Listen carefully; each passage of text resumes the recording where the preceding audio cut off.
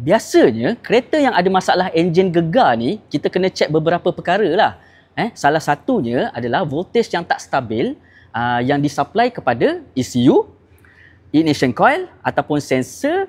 Sensor contohnya macam mass airflow sensor, throttle positioning sensor dan O2 sensor.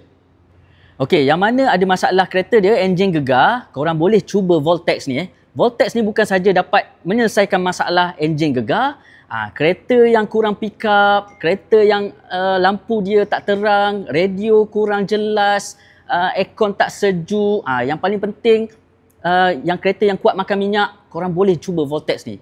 Macam mana Voltex ni dia boleh bagi pick up pada kereta kita?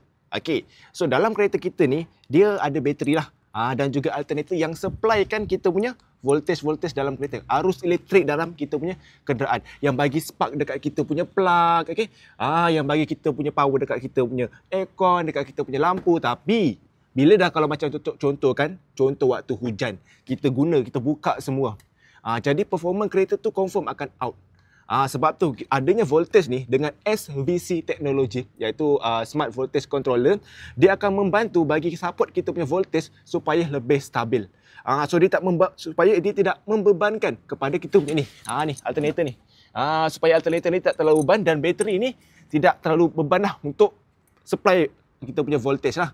Macam tu lah kita punya voltage ni berfungsi. Tapi ini adalah daripada testimoni customer kita sendiri tau, yang dah menggunakan Voltex ni. Ada yang dah guna dekat kereta Ford Ranger. Okay, dia guna dekat kereta Ford Ranger. Lepas dia pakai tu, kereta dia terus ada power, lagi tambah pick up. Dan juga kita dah buat dyno tau. Korang boleh tengok video dyno pun ada juga. Okay, nak dapatkan Voltex ni, korang boleh terus tekan link dekat bawah ni sekarang.